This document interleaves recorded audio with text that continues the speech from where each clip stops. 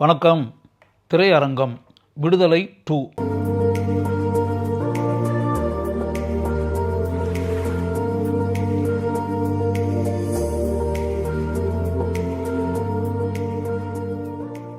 விடுதலை 1 வந்து எந்த அளவுக்கு வெற்றி பெற்று பரவலாக பேசப்பட்ட ஒரு திரைப்படமாக இருந்துச்சு அப்படின்றது நமக்கு நல்லா தெரியுங்களா. அதனால் விடுதலை 2 வருது அப்படின்னாலே ஒரு மிகப்பெரிய எதிர்பார்ப்பு இந்த திரைப்படத்தின் மீது இருந்தது. இந்த எதிர்பார்ப்பு இருந்ததுக்கு காரணம் இந்த படத்தினுடைய இயக்குனர் வெற்றிமாறன்.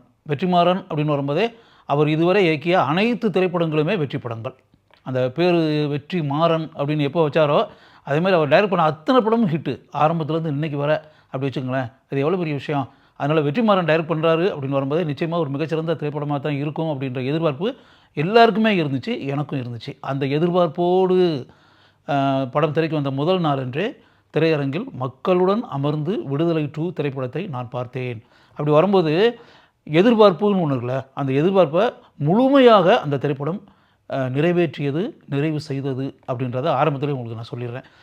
இன்னொரு விஷயம் என்னென்னா, வெற்றிமாறனை தவிர எனக்கு தெரிஞ்சு இந்த கதை கரு இருக்குல்ல, இதை வச்சு வேறு யாராவது இந்த அளவுக்கு டீப்பாக பண்ண முடியுமா அப்படின்றது தெரியல.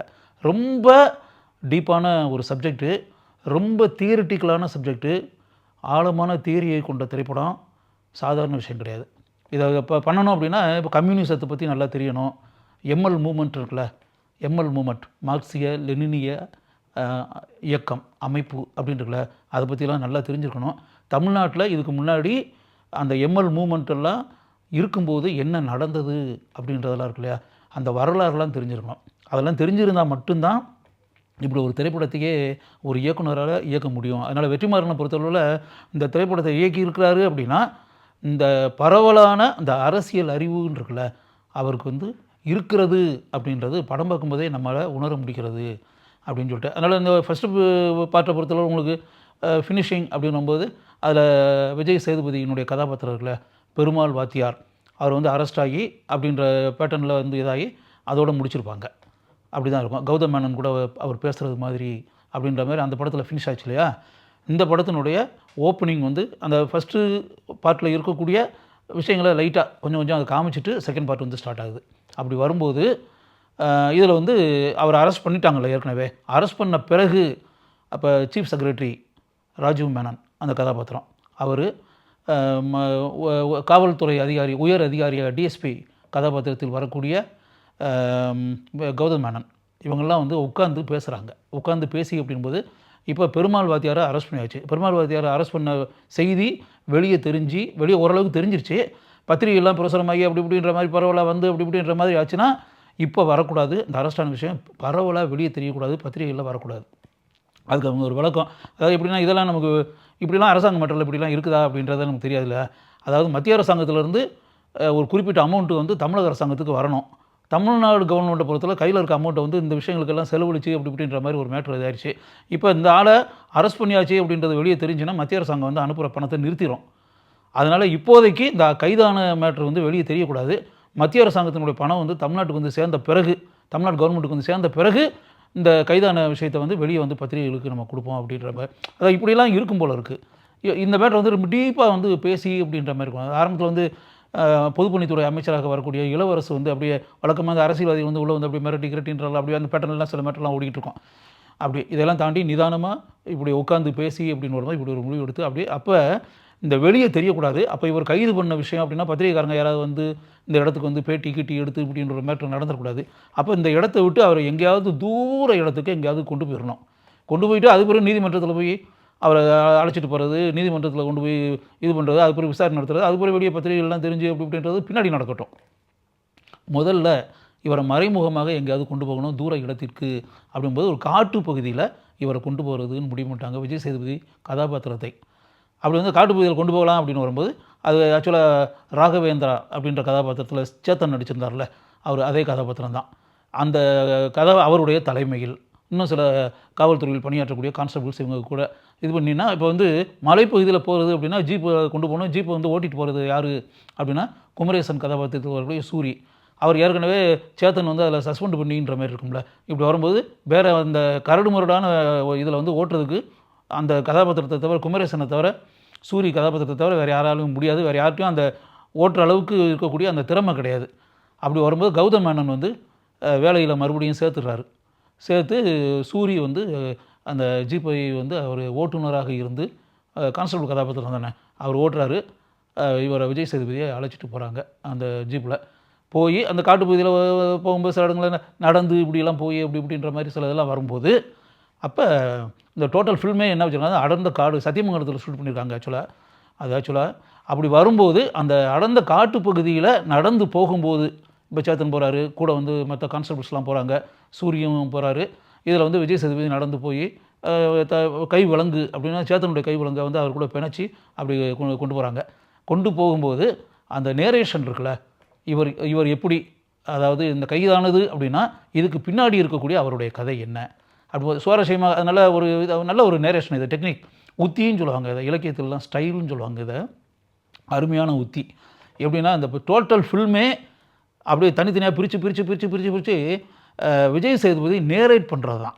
அப்போ இவர் வந்து பள்ளிக்கூட ஆசிரியராக பணியாற்றியது, எல்லோரும் படிக்கணும் அப்படின்னு நினச்சி படிக்க வைச்சது ஆசிரியராக தான். அப்போ வந்து ஒரு தீவிரவாதி எல்லாம் கிடையாது, ரொம்ப சீரியஸான ஆள்லாம் கிடையாது, அரசியல்லாம் உள்ள நுழைஞ்சி அப்படிலாம் கிடையாது. மக்கள் வந்து நிறையா படிக்கணும், வயசானவங்க கூட படிக்கட்டும் அப்படின்னு சொல்லி கிராமத்தில் பள்ளிக்கூட ஆசிரியராக பணியாற்றியவர் பெருமாள் வாத்தியார். அதான் வாத்தியார், பெருமாள் வாத்தியார்.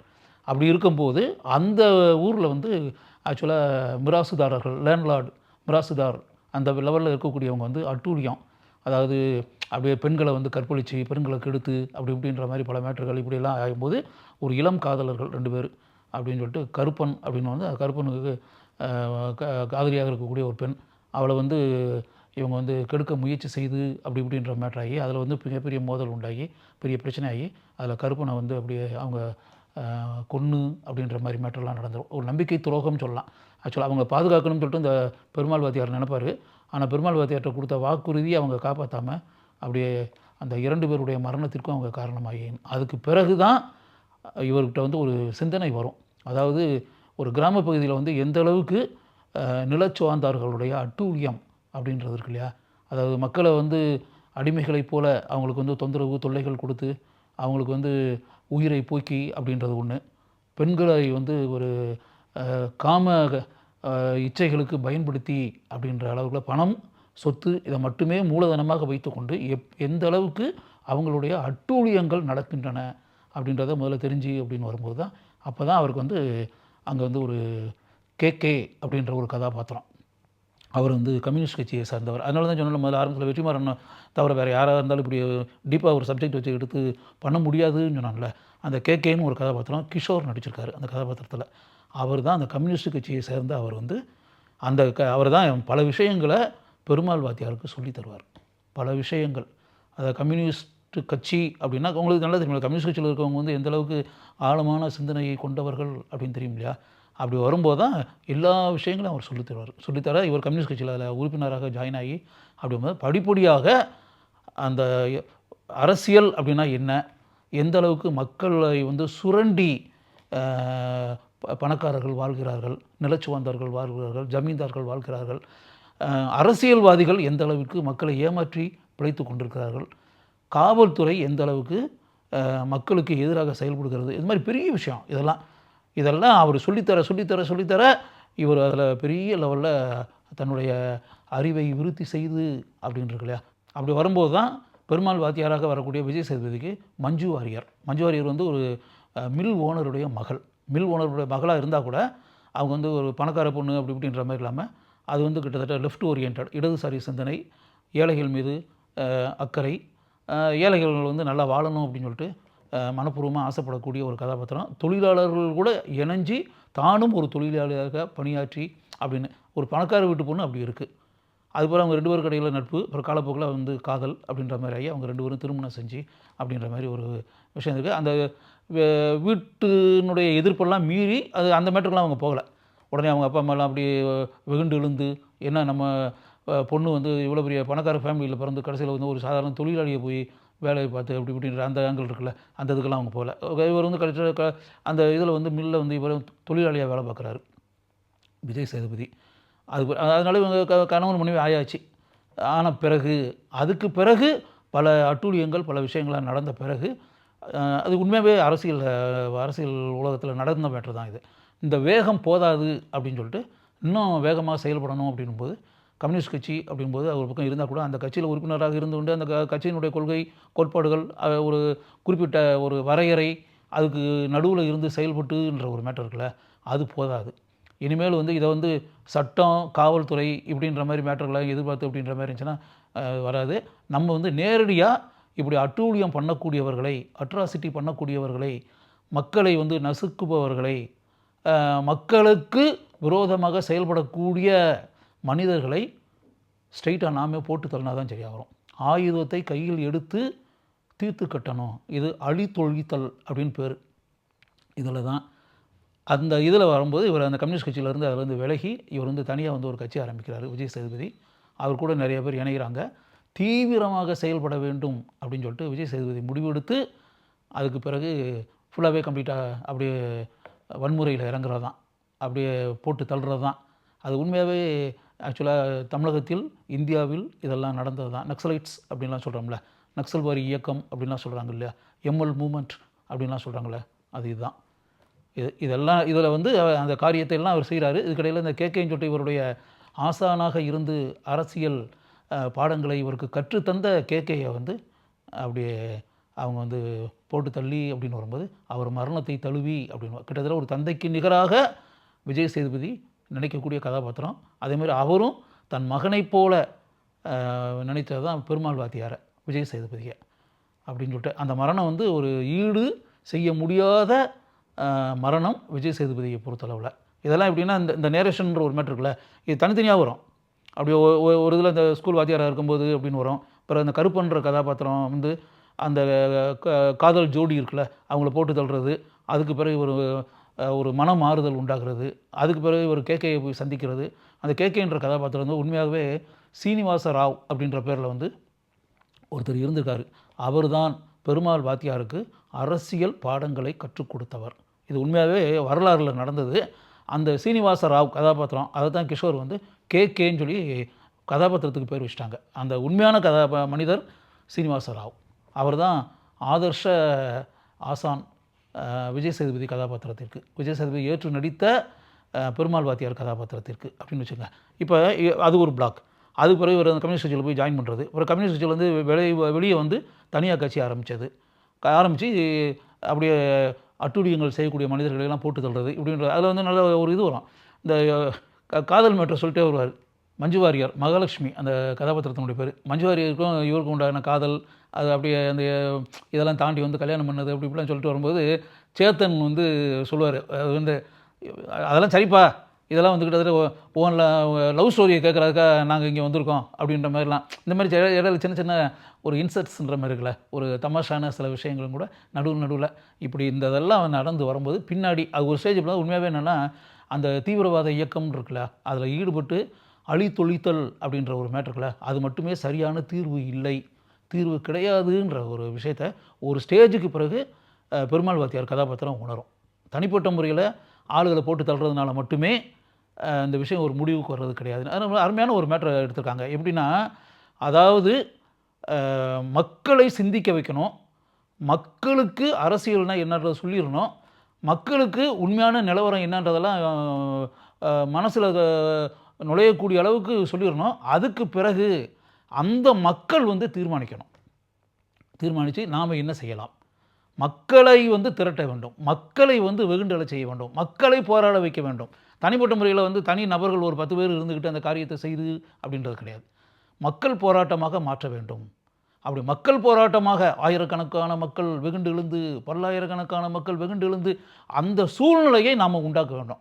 அப்படின்னா தான் நாட்டில் மிகப்பெரிய மாற்றங்களை உண்டாக்க முடியும். ஒரு மாநிலத்தில் உண்டாக்க முடியும், ஒரு ஊரில் உண்டாக்க முடியும், ஒரு மாவட்டத்தில் உண்டாக்க முடியும், ஒரு நாடு முழுக்க உண்டாக்க முடியும். அப்படி வரும்போது மக்களை சிந்திக்க வைக்க வேண்டும், மக்களை தயார் பண்ண வேண்டும், மக்களை வெகுண்டெழுந்து போராட வைக்க வேண்டும். ஏன்னா எவ்வளோ அருமையான மேட்ரு. இதான் உண்மையாகவே ஆக்சுவலாக அரசியலில் நடந்த மேட்ரு.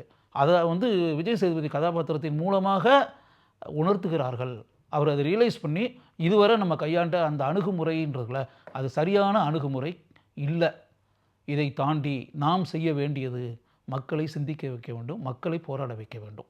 மக்கள் அவங்க தீர்மானிக்கட்டும் எப்படிப்பட்ட வழியை பின்பற்றி நாம் செயல்பட வேண்டும் அப்படின்றது அந்தந்த ஊரில், அந்தந்த மாவட்டத்தில், அந்தந்த மாநிலத்தில், அந்தந்த பகுதியில் இருக்கக்கூடிய மக்கள் அவர்கள் தீர்மானிக்கட்டும். இப்போ நம்ம ஃபுல்லாகவே அங்கங்கே பல மேட்டர்கள்லாம் நம்ம நடந்துகிட்டு இருக்கல. யோசிச்சு பாருங்கள், பல தொழிற்சாலைகள்லாம் உண்டாகி அப்படின்னு வரும்போது வேண்டாம், நிலத்தெல்லாம் நாங்கள் தரமாட்டோம், தொழிற்சாலைகள்லாம் எங்களுக்கு வேண்டாம் அப்படின்னு வெகுண்டு எழுந்து அப்படின்ற மேட்டர்லாம் எல்லா மேட்டர்லையும், மீத்தேன் மேட்டர்லேருந்து எல்லா மேட்டரும் நம்ம பார்த்துக்கிட்டே தானே வரோம். ஸ்டெர்லைட்லேருந்து எல்லா மேட்டரும் இதுதான். மக்களை தயார் பண்ணுவது, மக்களை கிளர்ந்து எழச் செய்வது அப்படின்ற இந்த ஃபுல்லாக அப்படி நீங்கள் பேசிகிட்டே வரும்போது நீங்கள் தமிழ்நாட்டில் இப்போ என்னென்ன மேட்டர்லாம் நடந்துகிட்டு இருக்குது அப்படின்னு பாருங்கள். அதேமாதிரி இந்தியாவினுடைய பல மாநிலங்கள்லையும் என்னென்ன நடந்துகிட்டு இருக்குது அப்படின்னு பாருங்கள்.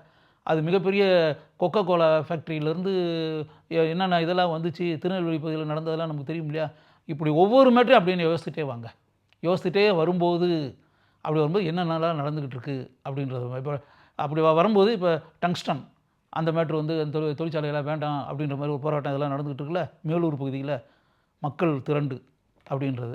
இதுதான், இதைத்தான் நாம் செய்ய வேண்டும், அதுதான் சரியான அணுகுமுறை அப்படின்னு இதெல்லாம் அந்த இதில் நீங்கள் பாருங்கள், ஒரு சினிமாங்க இது. ஆக்சுவலாக சினிமாவில் ஏதாவது என்டர்டெயின்மெண்ட் மேட்ரு ஏதாவது இருக்கான்னு பார்த்தீங்களா? இவ்வளோ நேரம் சொன்னதில்ல, எவ்வளோ பெரிய விஷயத்தை வந்து வெற்றிமாறன் எடுத்திருக்காரு. இன்னும் சொல்ல போனால் கம்யூனிஸ்ட் கட்சியை சேர்ந்தவர்கள் அவங்க கூட இப்படிப்பட்ட காரியத்தில் இறங்கலை. இப்படியெல்லாம் விஷயத்தை வந்து வச்சு நம்ம திரைப்படமாக நம்ம ஏதாவது பண்ணுவோம் அப்படின்ற மாதிரி ஒரு மேட்டர் லெஃப்ட் ஓரியன்ட் பீப்புள் கூட இறங்கலையே. ஒரு திரைப்பட இயக்குனரான வெற்றிமாறன் எப்படிப்பட்ட மிகச்சிறந்த ஆழமான விஷயத்தில் உள்ளே இறங்கியிருக்காரு அப்படின்னு. இதெல்லாம் அப்படி வரும்போது ஒரு ஸ்டேஜுக்கு பிறகு இது என்ன காவல்துறைக்கு இந்த மேட்டர்லாம் போய் இப்படின்ற அந்த விஷயங்கள்லாம் இருக்கு இல்லையா, அப்படிலாம் வரும்போது இவரை வந்து எப்படி அப்படின்னு வரும்போது அங்கே பல இதெல்லாம் இருக்கும். அந்த நடந்து போகும்போது இவரே மனிதாபிமான அடிப்படையில் சென்னாரில் வந்து சேத்தனே வந்து ஒரு இடத்துல இருந்து அப்படியே கீழே தொங்கி அப்படியே ஒரு கீழே வந்து தடுமாறி இது பண்ணி அப்படின்போது இவர் கையில் தானே விலங்கு இணைச்சிருக்கு. இவர் வந்து அவர் ஹெல்ப் பண்ணுவார். ஆக்சுவலாக நினச்சிருந்தா இருந்தாலும் அப்படியே போய் கீழே போட்டு தொலைட்டுன்ற விடலாம், அப்படிலாம் இல்லை. ஆக்சுவலாக பார்த்து வாங்க சார்ன்னு சொல்லிட்டு மேலே வந்து பிடிச்சி இழுத்து அவர் உயிரையே காப்பாற்றி மனிதாபிமான அடிப்படையில் இதெல்லாம் கூட இருக்கும். அப்படிலாம் இருக்கும். பிறகு வந்து காவல்துறையை சேர்ந்தவர்கள் அங்கே வந்து இதுக்கு இடையில வந்து சீஃப் செக்ரட்டரி, அந்த உயர் காவல்துறை அதிகாரி கௌதம் மேனன் இவங்கெல்லாம் பேசுகிறது, இந்த விஷயங்கள் எல்லாமே அதுவும் நடுவில் அதெல்லாம் காமிச்சிட்டே வருவாங்க. சிஎம்க்கு வந்து உடனே போகிறது, அரசாங்கம் வந்து சொல்கிறது, இவங்க என்ன நடவடிக்கை எடுக்கிறது அப்படி இப்படின்லாம் வரும்போது ஒரு ஸ்டேஜில் வந்து என்ன ஆகும்னா அப்படியே ஒரு சேத்தன் மேலே ஒரு சின்ன குற்றச்சாட்டு அப்படி இப்படின்ற சில விஷயங்கள்லாம் வெளியே தெரிஞ்சு அப்படின்னு சிலதில் ஒரு பத்திரிகை ஃபோட்டோகிராஃபர் வந்து ஒருத்தன் போய் பத்திரிகையில் கொடுத்துன்ற மாதிரி ஒரு முயற்சி நடந்து அது ஒரு பக்கம் மேட்ரு நடந்துகிட்டே இருக்கும். இப்படியெல்லாம் இருக்கும்போது அந்த சேத்தனுடைய மேட்ரு வந்து கொஞ்சம் அவருக்கு ஒரு பேட் ரிமார்க் ஒன்று கிடச்சிருச்சு அப்படி இப்படின்னு வரும்போது அவரை வச்சுன்றதை விட வேற ஒரு இன்ஸ்பெக்டர் அந்த இடத்துக்கு அனுப்பிவிடுவோம் அப்படின்னு வரும்போது தமிழ் அப்படின்னு சொல்லிட்டு அந்த டானாக்காரன் ஒரு படம் அந்த படத்தினுடைய இயக்குனர் அந்த தமிழை வந்து அங்கே அனுப்பிவிடுவாங்க. அவர் அங்கே ஒரு அமுதன் அப்படின்ற கதாபாத்திரத்தில் அவர் வந்து சேத்தன்கிட்ட சொல்லுவார், சார் உங்களை வந்து இப்போ சஸ்பெண்ட் பண்ணி வச்சுருக்காங்க, நீங்கள் வேறு சைலண்டாக இருங்க, அதுக்காக நீங்கள் போகலாம் வேண்டாம் கூட இருங்க அப்படின்னு சொல்லிட்டு அவர் அப்படியே பயங்கர அவர் வந்து அருமையான நடிகரில் எக்ஸ்ட்ராண்டியாக நடிக்கக்கூடியவரில் அவர் பார்க்கும்போதே ரஃப் அண்ட் டஃப்பாக இருப்பார் ஆள். அப்படி வந்து அதுக்கு பிறகு என்ன நடக்கிறது அப்படின்றது தான். அது பிறகு என்னென்னா ஒரு ஸ்டேஜுக்கு பிறகு அதாவது ரெண்டு சைடில் விஜய் சேதுபதி சைடில் ரொம்ப ஆளுங்க இருக்காங்க, காவல்துறையிலையும் நிறைய ஆளுங்க இருக்காங்க. ஒருத்தர் அப்படியே துப்பாக்கி வச்சு சுட்டுக்கிட்டு அப்படி இப்படின்ற மாதிரி பல மேட்டர்கள்லாம் நடந்துடும் பின்னாடி. அப்படி ஆன பிறகு ஒரு ஸ்டேஜில் சரி நம்ம சரண்டர் ஆகிடலான்ற மாதிரி ஒரு இதுக்கு வந்து அவர் சரண்டர் ஆகிறது கூட வெள்ளக்கூடியை வந்து அப்படியே காமிப்பார், துணியை வந்து வெள்ளை துணியை இது பண்ணி ஒய்த்து காமிச்சின்னு அப்படி வரும்போது சரண்டர் ஆகின்ற ஒரு ஸ்டேஜுக்கு வந்து அப்படி போது இவர் வந்து யாரும் ஷூட் பண்ணாதீங்கன்னு சொல்லிட்டு தமிழ் சொல்லிடுவார். எல்லோரும் அப்படி நிறுத்திடுவாங்க. ஆனால் அந்த சரண்டர் ஆகின்னு காலில் வந்து காயமெல்லாம் பட்டு அப்படியே விந்தி நடந்துக்கிட்டு விஜய் சேதுபதி வந்து அப்படின்னு போகும்போது அவர் அந்த இதை பற்றி கவலையே படாமல் அந்த காரியத்தை செய்யக்கூடாது, ஆனால் போலீஸ் டிபார்ட்மெண்ட்டில் என்ன பண்ணுவாங்கன்றது தான் அவர் அப்படியே ஷூட் பண்ணிடுவார் விஜய் சேதுபதியை வந்து அப்படியே இறந்து அப்படின்ற மாதிரி அப்படி ஒரு மேட்டர் நடக்கும். அது பிறகு அவருடைய பாடியை வந்து அப்போ அது பிறகு அங்கே இன்ஃபார்ம் பண்ண பிறகு அது ஏன் போட்டு துப்பாக்கி சொல்லிட்டேன், அவர் உயிரோட கொண்டு வரதை விட்டு நீ பாட்டு ஒன்று யார் சுட சொன்னதுன்னு சொல்லிட்டு, இல்லை சார் அப்படி வந்து வேறு வழியில் அப்படி ஒரு சுச்சுவேஷன் வந்துருச்சு அந்த மாதிரி வந்து சொல்லுவார். அது பிறகு அவர் ஜீப்பில் ஏற்றி அப்படியே மறுபடியும் யார் அது ஆக்சுவலாக இந்த காவல்துறையில் இருக்கக்கூடிய அந்த கான்ஸ்டபிளை ஃபுல்லாக சிந்திக்க வச்சுருப்பார். இவ்வளவு இதுக்கு மத்தியில் பல விஷயங்களை இது பண்ணி வச்சு சொல்லி விஜய் சேதுபதி சிந்திக்க வச்சுருப்பார். அவங்களே இப்போ சில கான்ஸ்டபிள்ஸ் வந்து இவரை ஷூட் பண்ணும்போது அவங்களே ஷூட் பண்ணுறதுக்கு தயங்குவாங்க, அந்தளவுக்கு சிந்திக்க வச்சுருப்பார். படத்தினுடைய கிளைமேக்ஸில் வந்து அப்படியே ஜீப்பில் அவருடைய பாடியை இது பண்ணியிருப்பாங்க. தமிழ் வந்து அந்த சப் இன்ஸ்பெக்டர் வந்து அவர் ஏறி உட்காந்துருப்பார். ஆக்சுவலாக குமரேசன் கதாபாத்திரத்தில் கூடிய சூரி தானே காரை ஓட்டணும். அப்படி ஓட்டிகிட்டு வரும்போது சூரி வந்து அந்த மனசுக்குள்ளே அவ்வளோ விஷயத்தையும் அந்த கடுப்புன்ற ஒரு மேட்ரு இருக்குல்ல, அதை ஃபுல்லாக மனசுக்குள்ளே வச்சுட்டு எப்படிப்பட்ட உயர்ந்த சிந்தனையை கொண்ட அருமையான ஒரு மனிதரான, மனிதாபிமானம் கொண்ட, மக்களுக்காக போராடக்கூடிய ஒரு போராளியை, மக்கள் படை அப்படின்ற ஒரு அமைப்பை வைத்துக்கொண்டு மக்களுக்கு சேவை செய்வது, மக்களுக்கு தொண்டாற்றுவது, மக்களுக்காக தன்னுடைய வாழ்க்கையை அர்ப்பணிப்பது அப்படின்ற அளவுக்கு இருக்கக்கூடிய ஒரு மனிதரை இப்படி ஒரு மனிதன் ஷூட் பண்ணிட்டானே அப்படின்னு சொல்லிட்டு வரும்போது, அந்த சப் இன்ஸ்பெக்டர் அமுதன் கதாபாத்திரத்தின் மேலே ஆவேசம் சூரிக்கு. நான் படம் பார்க்கும்போதே நினச்சேன், இந்த சூரிய கதாபாத்திரத்தை அப்படியே விட்டுற மாட்டாங்க. ஏன்னா இப்போ படத்தில் கிட்டத்தட்ட அவர் தான் இன்னும் நோட்டு ஃபுல் பிக்சர் ஹீரோ. இதில் வரும்போது அவ்வளோ இம்பார்ட்டன்ஸ்லாம் ஒன்றும் கொடுக்கல. இன்னும் சொல்ல போனால் காவல்துறையில் இருக்கக்கூடிய அந்த கான்செப்ட்லாம் நிற்கும்போது கூட சூரிய எல்லா இடத்துலையும் ஒரு ஓரத்தில் தான் நிற்க வச்சுருப்பாங்க, நடுவில் கிடையாது. கார்னரில் தான் வச்சுருப்பாங்க படம் ஃபுல்லாகவே. ஆக்சுவலாக அப்படியே வந்து அந்த கொண்டு வந்து நான் நினச்சேன் கிளைமேக்ஸில் வந்து அநேகமாக அந்த சூரிய கதாபாத்திரத்துக்கு ஏதாவது முக்கியத்துவம் கொடுத்துருப்பாங்க. அப்படி வந்து அப்படியே இதே பட்டனில் விட மாட்டாங்க. வெரி குட் இம்பார்ட்டன்ஸ் இந்த சூரிய கதாபாத்திரத்துக்கு இருக்கும் அப்படின்ற மாதிரி என் மனசுக்குள்ள ஒரு எதிர்பார்ப்பு இருந்துகிட்டே இருந்துச்சு. அதே மாதிரி நான் எதிர்பார்த்தது மாதிரியே தான் அந்த படத்தினுடைய ஃபினிஷிங்கில் வந்து அப்படியே போகும்போது அந்த அந்த மலைப்பகுதியில் மேலேருந்து வந்து அப்படின்னு இருக்குல்ல, வரும்போது அந்த மலைப்பகுதியில் அப்படியே வளைஞ்சு அப்படி வந்துக்கிட்டு இருக்கும்போது ஒரு ஓரத்தில் அந்த ரோட்டினுடைய ஒரு ஓரத்தில் கொண்டு போய் தொங்கிக்கிட்டு இருக்க மாதிரி ஜீப்பை கொண்டு போய் அப்படியே நிறுத்திடுவார். இப்போ வந்து ஜீப்பு எப்போ வேணாலும் கீழே விழுந்துடும். கீழே விழுந்து அப்படியே மலைப்பகுதியில் அப்படியே உருண்டு பல்ட்டி அடிச்சுன்னு இருக்குல்ல, உருண்டு வந்து கீழே வரும்னு இருக்குல்ல, அந்த ஸ்டேஜ். அதாவது எப்படின்னா கால்வாசி தான் இப்போ ரோட்டில் இருக்குது, முக்கால்வாசி ஜீப் வந்து வெளியே இருக்குது, ரோட்டுக்கு வெளியே தொங்கிக்கிட்டு எப்போ வேணாலும் ஜீப்பு வந்து கவுந்துரும் அந்த லெவல். இப்போ இவங்க வந்து விஜய் சேதுபதி வந்து பணம் இறந்த உடல் ஆக்சுவலாக தமிழ்லாம் உயிரோடு தானே இருக்கார். அது ஆக்சுவலாக மற்ற காவல்துறையை சேர்ந்த கான்ஸ்டபிள்ஸு அப்புறம் பின்னாடி நிறைய பேர் வருவாங்க, அதை அடுத்து வச்சுக்கோங்க. இப்போ சூரிய வந்து அந்த இடத்த விட்டு இறங்கிடுவார். வண்டி எடுறான்னு சொல்லிட்டு தமிழ் சொல்லுவார். சூரிய அதை பற்றி கவலையே போட மாட்டாப்புல, அப்படியே இறங்கி அது பாட்டு வந்துடுவார். அது பிறகு அப்படியே லாங் வியூக்கு போயிடும். லாங் வியூவில் அப்படியே அது பிறகு நம்மளே நினச்சிக்கோங்க என்ன நடக்கும். எப்படி இருந்தாலும் அந்த ஜீப் வந்து கவுந்துடும். அந்த விஜய் சேதுபதி இருக்கட்டும், அவர் ஆல்ரெடி இறந்தவர் தான். அதோடு சேர்ந்து விஜய் சேதுபதியை ஷூட் பண்ண அந்த இன்ஸ்பெக்டர் அமுதன் அந்த கதாபாத்திரமும் சாகும். சேத்தன் சாவாங்க. அப்படி தானே, அதான் ஃபினிஷிங். சொல்லாமல் அப்படி ஒரு இதை வந்து மக்களுடைய சிந்தனைக்கே விட்டு அதோட படம் ஃபினிஷ்டு அப்படி வச்சுக்கோங்க. இதுக்கடையில் வந்து விஜய் சேதுபதியை பொறுத்தளவில் மஞ்சு வாரியார் தன்னுடைய மனைவியாக அது குழந்தை எல்லாம் பசங்கள்லாம் பிறந்துருவாங்க, பிறந்த 3 குழந்தைகள் அப்படிலாம் ஆகி கடைசியில் வந்து ஒரு ஸ்டேஜில் சொல்லுவாங்க, நான் இறந்து போன பிறகு கூட வந்து நீ வந்து அந்த பாடியை கிளைம் பண்ணின்ற மாதிரி ஒரு காரியத்தை பண்ணக்கூடாது, அந்த இது வேண்டாம். அது ஆக்சுவலாக அது வந்து அதாவது கிளைம் பண்ணால் அது வந்து சாதாரணமாக வெளியே வந்து பத்திரிகையில் என்ன வரும், அவர் இறந்தார், மனைவி வந்து அந்த உடம்பை வாங்கிட்டாங்கன்ற மாதிரி போட்டு ஒரு குடும்ப மேட்ரு ஆக்கி அப்படியே ஃபினிஷ் பண்ணிடுவாங்க. பேப்பரில் செய்திகள் அப்படி தானே வரும். அது அப்படி வரக்கூடாது. நான் இறந்த பிறகு இது மக்களுடைய பார்வைக்கு போய் இந்த மரணத்தால் வேறு மாதிரி பல விளைவுகள் உண்டாக வேண்டும், பல மாறுதல்கள் உண்டாக வேண்டும், பல போராட்டங்கள் வெடிக்க வேண்டும் அப்படின்ற பேட்டர்னில் ஒய்ஃப்கிட்ட அவர் சொல்லியிருப்பார். அதனால் மனைவி வந்து அந்த கணவனுடைய விருப்பம்ன்ற ஒரு மேட்டர் இல்லையா, அதுபடியே நடக்கட்டும் அப்படின்ற மாதிரி அப்படி வச்சு அந்த கேரக்டருக்கு ஒரு ஃபினிஷிங் கொடுத்துட்டாங்க அப்படி சொன்னாங்க. இதில் வந்து ஆக்சுவலாக இப்போ இந்த நடிக்கிற கதாபாத்திரம் விஜய் சேதுபதியை பொறுத்தளவில் அந்த கதாபாத்திரத்திற்கு இயல்பாக அருமையாக நடித்திருக்கிறார். அதாவது உண்மையாகவே ஒரு லெஃப்ட் ஓரியன்ட் மேன், கம்யூனிஸ்ட் கட்சியிலலாம் மெம்பராக இருக்கக்கூடிய ஒரு ஆள் எப்படி இருப்பாங்களோ, அவங்களுடைய பாடி லாங்குவேஜ் எல்லாம் எப்படி இருக்குமோ அவ்வளோ அருமையாக பண்ணியிருக்கார் விஜய் சேதுபதி. எனக்கு விஜய் சேதுபதி தவிர எனக்கு தெரிஞ்ச அந்த கதாபாத்திரத்துக்கு வேறு யாருமே இவ்வளோ இயல்பாக நடிச்சிருக்கிறதுக்கு வாய்ப்பே இல்லை, நடிக்க முடியாது. எப்படி இருந்தாலும் ஒரு சினிமேட்டிக் ப்ரெசன்டேஷன் வந்துடும், சினிமேட்டிக் பர்ஃபார்மன்ஸ் வந்துடும். விஜய் சேதுபதி அவருடைய உடல் அமைப்பு, அவருடைய தோற்றம் எல்லாமே அந்த கதாபாத்திரத்திற்கு கச்சிதமாக பொருந்தி இருக்கிறது. பெருமாள் வாத்தியார் கதாபாத்திரத்துக்கு. சூரிய கதாபாத்திரத்தை பொறுத்தவரை சூரியை பற்றி நம்ம சொல்லணும்னு அவசியமே இல்லை. குமரேசன் கதாபாத்திரத்துக்கு ஃபஸ்ட்டு பார்ட்டிலேயே எந்த அளவுக்கு அவர் ஆட்சி செய்திருந்தார் அப்படின்றல.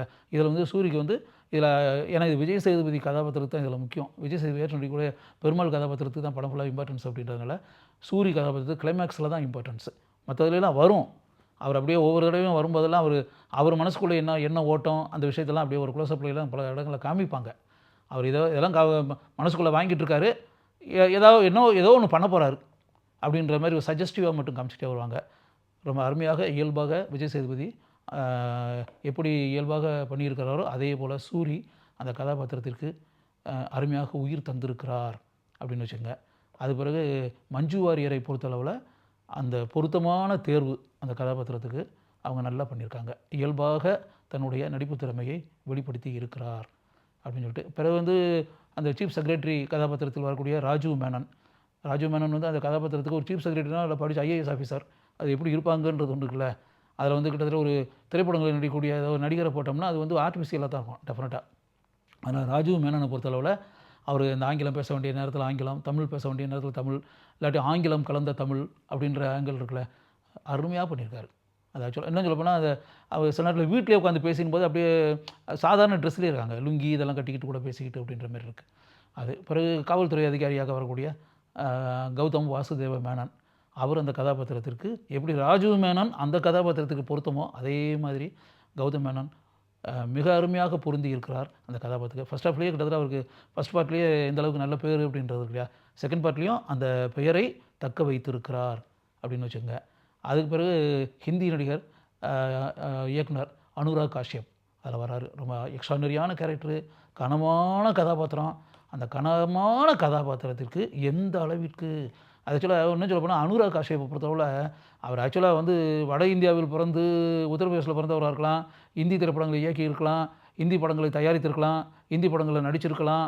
இதெல்லாம் ஒரு பக்கம் இருந்தாலும் அவருக்கு அப்படியே நம்ம சவுத் இண்டியன் லுக்கு, தமிழ் லுக்கு அப்படியே அவருடைய பாடி லாங்குவேஜே எல்லாமே அப்படின்னு சொல்லிட்டு அதனால் அவ்வளோ அருமையாக பண்ணியிருக்காரு.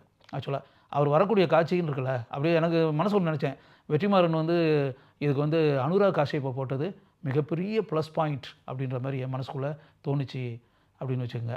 அது பிறகு அந்த கருப்பன் அப்படின்ற கதாபாத்திரத்தில் அதில் வந்து ஆக்சுவலாக கருணாசனுடைய மகன் கென் பண்ணியிருக்காரு. அந்த இளைஞன் கதாபாத்திரத்திற்கு மிகவும் பொருத்தமாக கென் இருக்கிறார் அப்படின்னு வச்சுங்க. இது போக வந்து நடிகர்கள் அப்படின்னு பார்த்தா ஒரு மிகப்பெரிய நட்சத்திர பட்டாளமே இருக்கும். இளவரசு அந்த அமைச்சராக, இளவரசு நடித்தாலே இந்தளவுக்கு இயல்பாக நடிப்பார்னு தெரியும்ல. அந்த அமைச்சர்னாலே அந்த பந்தா இதெல்லாம் எந்த அளவுக்கு காமிப்பாங்க, ஆணவமாக நடப்பாங்க அப்படின்ற பல விஷயங்கள்லாம் இருக்கு இல்லையா. அதனால் லுங்கியை கட்டிக்கிட்டே சாதாரணமாக அப்படியே காலையில் வீட்டு விட்டு எழுந்திரிச்ச உடனே அப்படியே வாக்கிங் வர்றது மாதிரி அந்த பேட்டர்னில் இதெல்லாம் ரொம்ப அப்படியே ஸ்டிஃபாக மினிஸ்டர்னு ஒரு வெள்ளை வேட்டியும் வெள்ளை சட்டையை வந்து அப்படியே மடித்து விட்டு அந்த டைப்லாம் கிடையாது. லுங்கியை கட்டிக்கிட்டு லுங்கியை மடித்து கட்டிக்கிட்டு சாதாரணமாக அப்படி வாயா போயான்னு சொல்லிட்டு எல்லாரையும் விரட்டி அது நல்லா பண்ணியிருக்காரு இளவரசு. அது பிறகு ஆக்சுவலாக கொடூரமான கதாபாத்திரங்களில் அப்படின்னும்போது போஸ் வெங்கட் இதெல்லாம் வந்து ஆக்சுவலாக போஸ் வெங்கட்லாம் வந்து ஆக்சுவலாக எந்தளவுக்கு அப்படி பொருத்தமாக இருக்கும், அவருடைய தோற்றத்துலேருந்து பாடி லாங்குவேஜ்லேருந்து எந்த அளவுக்கு கதாபாத்திரங்களுக்கு உயிர் தர அளவுக்கு அவருடைய பெர்ஃபார்மன்ஸ் இருக்குன்னு தெரியல. போஸ் வெங்கட் ரொம்ப அருமையாக பண்ணியிருக்காரு. அந்த அவருடைய அட்ராசிட்டின்னு இருக்குல்ல, அதுக்கெல்லாம் வந்து கிட்டத்தட்ட போஸ் வெங்கட் வந்து பொருத்தம் அப்படின்ற மாதிரி நமக்கே தோணுது அப்படின்னு வச்சுக்கோங்க. பிறகு வின்சென்ட் அசோகன் அதுதான் வந்து ஆக்சுவலாக மஞ்சு வாரியனுடைய அப்பாவாக வர்றாரு, அருமையாக பண்ணியிருக்கிறார் அப்படின்னு சொல்லிட்டு. அதனால் இப்போ அருள்தாஸ் அதேமாதிரி அருள்தாஸ் வந்து தான் ஏற்று நடித்த கதாபாத்திரத்திற்கு அருமையாக உயிர் தந்திருக்கிறார். அந்த ராகவேந்தர் அந்த கதாபாத்திரத்துக்கு சேத்தன் வந்து ஆக்சுவலாக முதல் பகுதியிலேயே சேத்தன் வந்து கைதட்டி பாராட்டக்கூடிய அளவிற்கு மெஜஸ்டிக் பர்ஃபார்மன்ஸ் அப்படின்ட்டு இல்லையா. இந்த படத்துலையும் அதே தான், இந்த செகண்ட் பார்ட்லேயும் கிட்டத்தட்ட அவருடைய அந்த நடிப்பு திறமையை எந்த அளவிற்கு இயல்பாக, அதாவது மிகை நடிப்பே இல்லாமல் ஷட்டில் பர்ஃபார்மன்ஸ் அப்படின்றோம்ல அதை பண்ண முடியுமோ அந்த அளவுக்கு சேத்தன் வந்து அந்த கதாபாத்திரத்திற்கு தன்னுடைய பண்பட்ட திறமையை வெளிப்படுத்தி இருக்கிறார் அப்படி தான் சொல்லணும். நல்லா பண்ணியிருக்காரு அவர். கே கதாபாத்திரத்தில் கிஷோர் வந்து ஒரு மிகச்சிறந்த நடிகர். ஆக்சுவலாக அந்த கதாபாத்திரம் வந்து ரொம்ப கனமான கதாபாத்திரம்.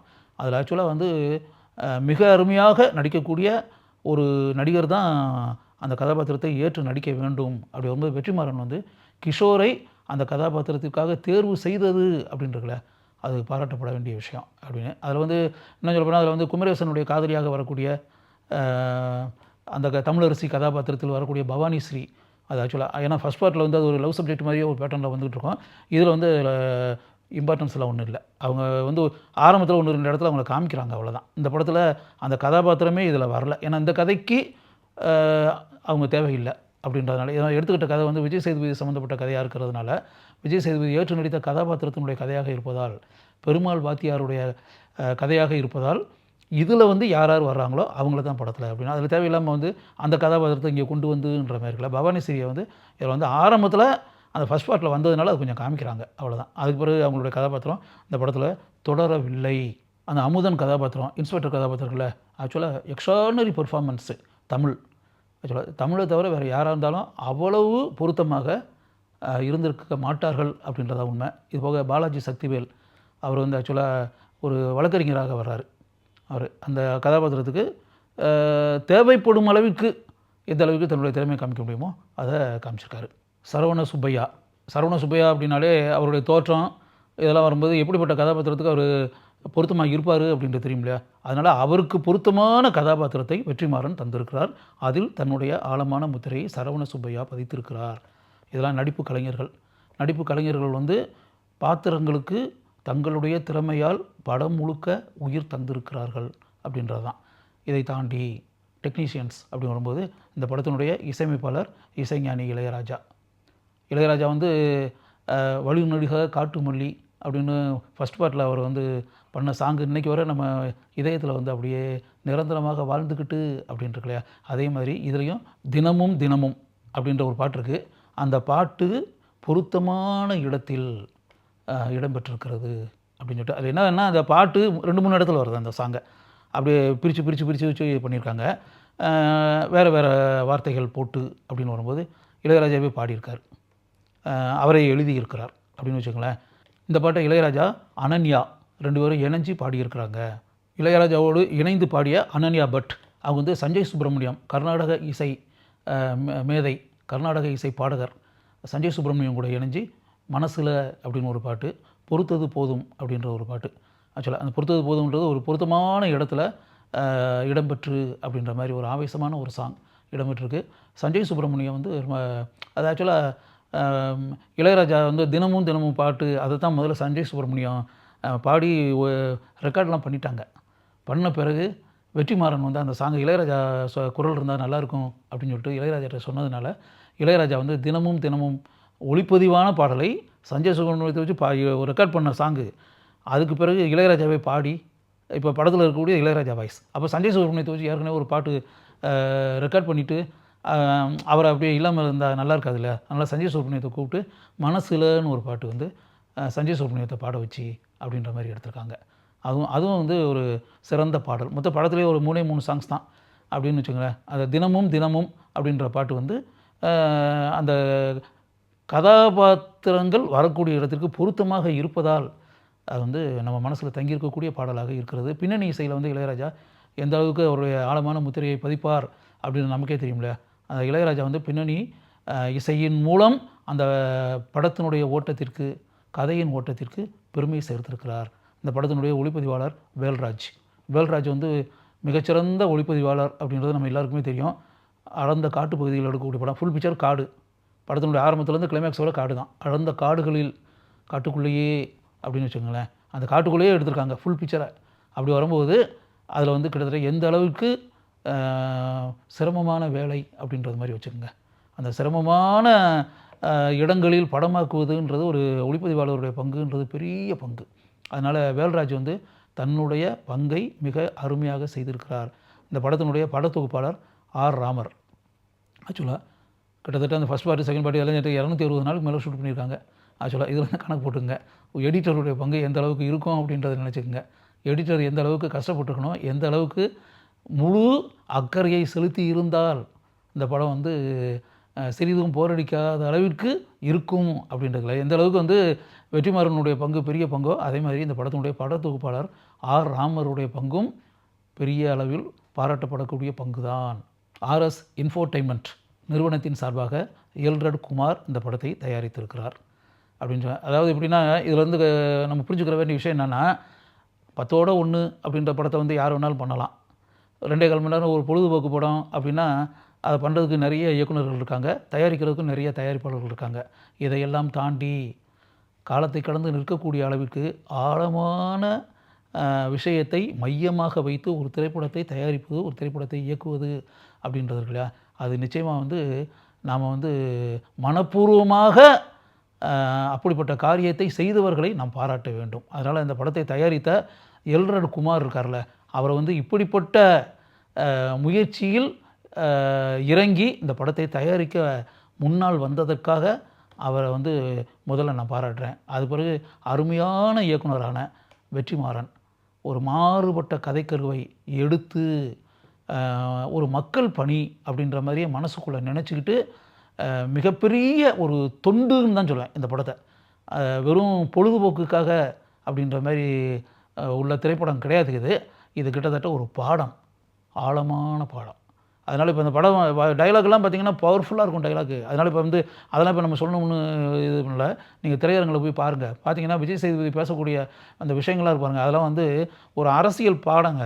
அரசியல் பாடம் நடத்தினா எப்படி இருக்கும் அப்படின்னு, பொலிட்டிக்கல் சயின்ஸ் அப்படின்றோம்ல, அந்த மாதிரியான கனமான மேட்டர்கள் அதில் வர்றதெல்லாம் அது அந்த விஷயம்லாம் பார்த்தா அதில் ஒரு டைலாக் கூட இருக்கும். அது ஆக்சுவலாக தத்துவம் இல்லாத, அதாவது தத்துவம் தான் நிற்கும். அரசியல்லே இருந்தால் கூட ஒரு அரசியல் கட்சி அப்படின்னா அந்த அரசியல் கட்சிக்குன்னு தத்துவம்ன்றது வேணும். அந்த தத்துவம்னா கொள்கை அப்படி வச்சுங்களேன். கொள்கை, தத்துவம், ஃபிலாசபி இதெல்லாம் வேணும். அது எதுவுமே இல்லாமல், தத்துவமே இல்லாமல் ஒரு அரசியல் கட்சிக்கு இருந்து அந்த அரசியல் கட்சியை ஃபாலோ பண்ணிக்கிட்டு இருக்கக்கூடியவர்கள் அவங்க நிச்சயமாக ஒரு ரசிகர்களாக தான் இருக்க முடியும் அப்படின்ற மாதிரி ஒரு இடத்துல ஒரு வசனம் வருது. இந்த வசனத்தை நான் இங்கே சொல்கிறதுக்கு காரணம், இதுக்கு பின்னாடி ஒரு ஆழமான சிந்திக்கக்கூடிய ஒரு விஷயம் இருக்குது. ரசிகர்கள்னு சொல்லியிருக்கோம். அதில் யோசிச்சு பார்த்தீங்கன்னா அது அந்த அந்த அரசியல் கட்சி, தத்துவம் இல்லாத அரசியல் கட்சிகள் இருப்பவர்கள் அவங்க வெறும் ரசிகர்களாக தான் இருக்க முடியும் அப்படின்னு. அது யாரை மனசுக்குள்ளே வச்சு வெற்றிமாறன் இதை எழுதியிருக்காரு அப்படின்றது ஒன்று. யாரை மனசுக்குள்ளே வச்சு இப்படிப்பட்ட வசனம் இருக்குது அப்படின்றது, இதை நீங்களே சிந்திச்சுக்குங்க. யாரை மனசுக்குள்ளே வச்சு இப்படிப்பட்ட ஒரு வசனம் இந்த திரைப்படத்தில் இருக்கிறது அப்படின்னு. இன்னும் சொல்லப்போனால் அதில் இன்னொரு விஷயம் எனக்கு ரொம்ப பிடிச்ச விஷயம் ஒன்று இருக்குது. என்னென்னா, அந்த ஊரில் இப்படிப்பட்ட மக்கள் மத்தியில் எழுச்சி, மாறுதல், போராட்டம், வெகுண்டு எழுந்து அப்படின்றதுல மக்கள் அப்படியே இந்த சம்பளம் இந்த மாதிரி விஷயத்தெல்லாம் இது பண்ணும்போது, அந்த நெல் அறுவடை செஞ்சு இப்படிலாம் வரும்போது, இந்த அளவுக்கு எப்படிலாம் பணம் கொடுத்தா தான், இப்படிலாம் சம்பளம் கொடுத்தா தான் நாங்கள் வருவோம், இல்லை நாங்கள் பண்ண மாட்டோன்ற மாதிரிலாம் அப்படிலாம். அப்புறம் வெளியூர் ஆள்களை கொண்டு இது பண்ணும்போது இவங்க போய் சொன்ன உடனே அந்த வெளியூர் ஆள்கள்லாம் திரும்பி போயிடுவாங்க. அப்படி இதெல்லாம் உண்மையாகவே நடக்கக்கூடிய மற்றர்கள் தானே. அப்போ அதுதான் இப்படி ஒரு ஏழைகள், தொழிலாளர்கள் எப்படி கிளர்ந்து எழுகிறார்கள் அப்படின்றது தான். இப்படிப்பட்ட சம்பவங்கள்லாம் நடந்தது. அதில் ஒரு இது வரும். அதாவது இந்த ஊரில் முன்னாடியெல்லாம் எல்லாருமே அடிமையாக நம்ம கொடுக்குறத வாங்கிட்டு இருந்தாங்க, வேலை செய்கிறவங்களாம், கூலி வேலை பார்க்குறவங்களாம். இப்போ எல்லாருமே அவன் இந்த இவ்வளோ சம்பளம் இருந்தால் தான் வேலை பார்க்கன்றான், இத்தனை மணி நேரம்னு சொல்கிறான், இவ்வளோ இதெல்லாம் பண்ணி இப்படியெல்லாம் வர ஆரம்பிச்சிட்டாங்க. எப்போ கருப்பு கலரும் சிவப்பு கலரும் ஊருக்குள்ளே நுழைஞ்சோ அப்போவே ஊர் குட்டிச்சோறாக போச்சுன்னு. கருப்பு கலர்னால் என்ன? திராவிட இயக்கம், அப்படி தானே? அது திராவிட இயக்கம்ன்றது எப்படி வேணும்? திராவிட இயக்கம், திராவிட முன்னேற்ற கழகம் எப்படி வேணாலும் இருக்கட்டுமே, திராவிட இயக்கம். சிவப்புன்றது என்ன? கருப்பு கொடியும் சிவப்பு கொடியும். சிவப்பு கொடி கம்யூனிஸ்ட் பார்ட்டி. அப்படி கம்யூனிஸ்ட் பார்ட்டியும் திராவிட இயக்கமும் எப்போ ஊருக்குள்ளே நுழைஞ்சோ, கிராமங்களில் நுழைந்ததோ, அதுக்கு பிறகு எந்த அளவிற்கு மக்களிடம் மாறுதல் உண்டாகியிருக்கு, மக்களிடம் எழுச்சி உண்டாகியிருக்கிறது, மக்கள் மத்தியில் போராடும் குணம் எழுந்திருக்கிறது, மக்கள் மத்தியில் எப்படி போராளிகள் எழுந்திருக்கிறார்கள், எழுந்து மேலே வந்திருக்கிறார்கள், போராடி இருக்கிறார்கள், மக்கள் எப்படி போராட்ட களத்தில் இறங்கி இருக்கிறார்கள். கருப்பு கொடியும் சிவப்பு கொடியும் ஊருக்குள் நுழைந்த பிறகு இதெல்லாம் இது எந்த படத்துலையாவது நீங்கள் இப்படிலாம் வசனம்லாம் கேட்டிருக்கீங்களா? இப்படிப்பட்ட விஷயத்தெல்லாம் வச்சு வேறு எந்த படத்துலையாவது யாராவது கதையை எடுத்துருக்காங்களா அப்படின்னு. அதனால் எப்படின்னா இவ்வளோ நேரம் நான் இதெல்லாம் சொல்லிக்கிட்டு இருக்கேன். காரணம் என்னென்னா, ஒரு படத்தை பற்றி பேச போகிறோம், அந்த படத்தை பேசும்போது ஒரு 5 நிமிஷம் 10 நிமிஷத்தில் எனக்கு ஒரு படத்தை பற்றி பேசி அப்படின்ற மாதிரி இருந்துச்சு அப்படின்னா, அது ஒரு என்டர்டெயின்மெண்ட் மூவி அப்படின்னா சரி, ஓகே. ஒரு ஆழமான விஷயத்தை வச்சு வெற்றிமாறன் ஒரு படத்தை டைரக்ட் பண்ணி அப்படின்னு வரணுக்கு, அப்படிப்பட்ட ஒரு நல்ல காரியத்தை செய்த வெற்றிமாறன் அப்படின்னு வரும்போது, இதெல்லாம் நான் படம் பார்க்கும்போது என் மனசுக்குள்ளே அப்படியே ஆழமாக தங்கின உரையாடல்கள் இதெல்லாம். அப்படி இந்த மாதிரி படம் முழுக்கவே அப்படியே ஆழமான உரையாடல்கள் படம் ஃபுல்லாகவே நிறையா இருக்குது. விஜய் சேதுபதி பேசக்கூடியது ஃபுல்லாகவே ஒரு பாடநூல் மாதிரியே இருக்கும். ஆக்சுவலாக பாடத்தை படிக்கிறது மாதிரியே இருக்கும், அரசியல் பாடத்தை படிச்சுக்கிட்டு இருக்கிற மாதிரியே இருக்கும். அதெல்லாம் இதை நீங்கள் ஒரு தடவை கட்டாயம் விடுதலை 2வது பகுதி இருக்கு இல்லையா, கட்டாயம் நீங்கள் பாருங்கள். பார்த்தீங்கன்னா நீங்கள் இந்த படத்தை பார்க்கும்போது திரையரங்குள்ளே உள்ளே உட்கார்றீங்களே, உட்காரும்போது இருக்கக்கூடிய நீங்கள் கிடையாது, வெளியே வரும்போது இருக்கக்கூடியவங்க. ஒரு மாறுபட்ட மனிதனாக, அறிவாளியாக நீங்கள் வெளியே வருவீங்க. நிச்சயமாக பல புதிய விஷயங்களை தெரிந்து கொண்டவராக, அரசியல் பாடம் கற்றுக்கொண்டவராக, பல நடந்த சம்பவங்களை தெரிந்து கொண்டவராக, ஒரு மாறுபட்ட சிந்தனை கொண்ட மனிதனாக நீங்கள் கட்டாயம் மாறுவீர்கள் அப்படின்றத மட்டும் என்னால் உறுதியாக கூற முடியும். அதனால் ஒரு முறை கட்டாயம் விடுதலை 2 திரைப்படத்தை பாருங்கள்.